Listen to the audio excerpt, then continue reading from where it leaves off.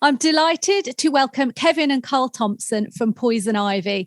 They have a new single, All the Same Inside, due for release later this autumn. Welcome, both of you. Hi. Hi, Claire. Kevin, I know that you formed the band, but before Poison Ivy, you've done a lot musically, haven't you, with like various other bands from the 60s and sort of the glam 70s. Do you want to just tell me a little bit about that first? Yeah, I started off in a band when I was 13, and the next thing I knew, I was in a band called The Mixtures, who had a number one hit with a thing called the Push Bite song. Amazing. And after I left them, it was just one after the other. Anybody you've heard of in the 60s or 70s, I was either playing guitar or drums for. Wow. So it was quite a roller coaster. But Poison Ivy was always my band, so that always ran along in tandem, even though at a much lower level. I see. So, yeah, because I've read sort of like Love Affair. So they were the guys who did Everlasting Love, weren't they? Yeah, Love Affair, yeah. Yeah, Vanity Fair. Yeah, Hitching a Ride. Yeah. I was with Vanity Fair 11 years. In fact, I played on their last vinyl single.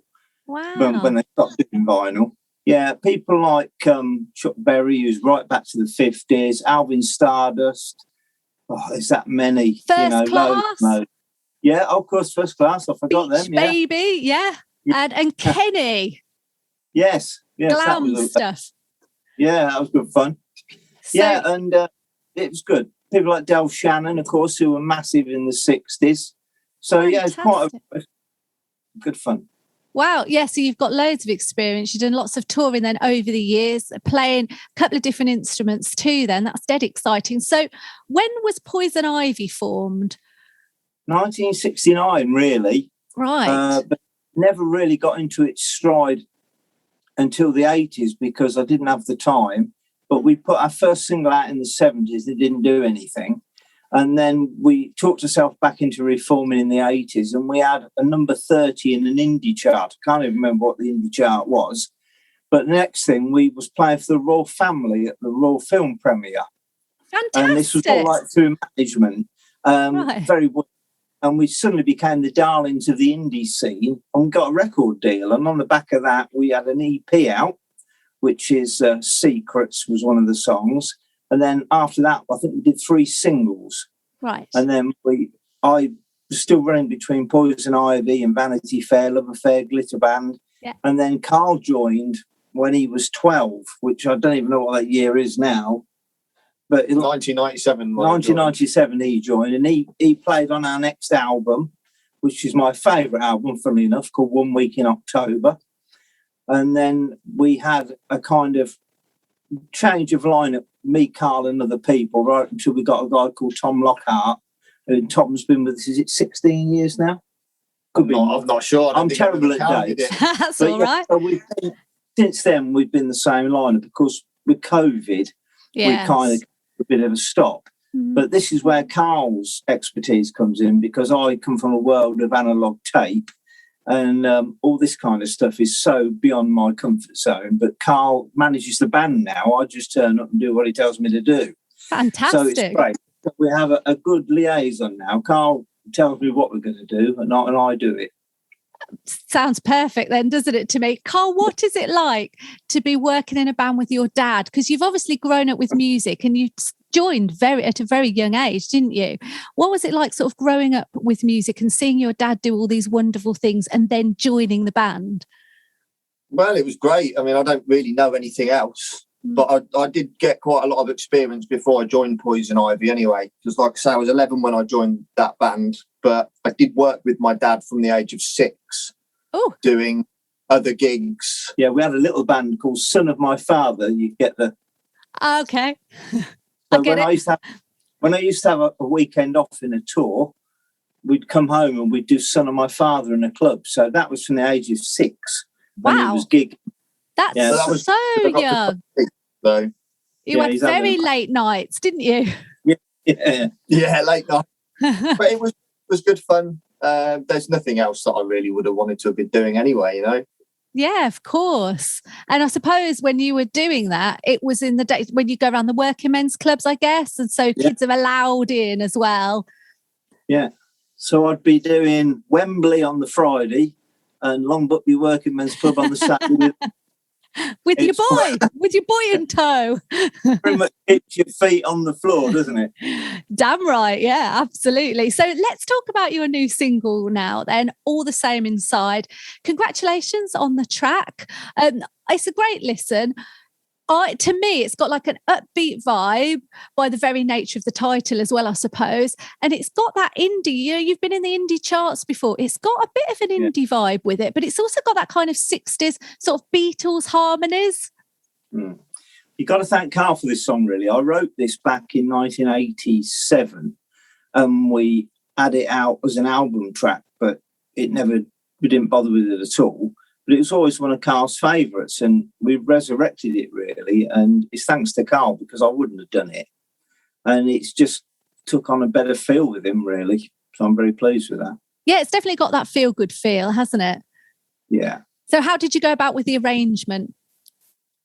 Well, nowadays, because we've been working together for 30 years or whatever it is, it's like we just do it. Yeah. And there's no egos involved. It's, well, yeah, that's crap. We won't do that bit. Yeah. We'll change it. But I know he's sitting next to me, but when you got a drummer as good as this one, things are pretty easy because he's just hold his ears closed. He's pretty incredible. So it does make life very, very simple for me. It's in the genes, isn't it? Well, it must be something like that, yeah. It's got to be. Have you got any upcoming gigs then? We've got some streaming things coming up that Karl knows more about than I do. Yeah. We had a few festival things lined up, but that's all become on hold because of the COVID thing. So we're just waiting to see how it pans out now, really. But I'm dead keen now to get more into the streaming side. Yes. And like doing interviews like this with you is amazing because we used to have to travel like 3 or 4 hours to a radio station. Yeah. Do 10 minutes with like your good self. And then go home. That was it. Yeah. Take more time travelling. This is amazing. I mean, it's still the really good part of technology for me, this sort of thing. It's magic, isn't it? I'm running behind trying to catch up with it. So I think Karl's sorting you out. A million times a day. How does that work? What's that? So, yeah, I'm getting there, but I'm a lot older than him, so it takes me longer.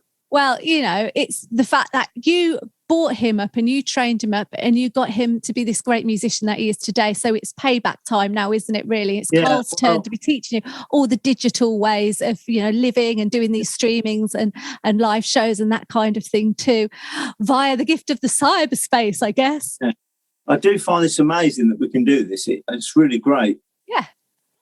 Yes. And it's fantastic to meet you, of course. It's lovely to meet you guys as well because we're all local. We're all Northamptonians, aren't we? I can tell by your accent as well. Yeah.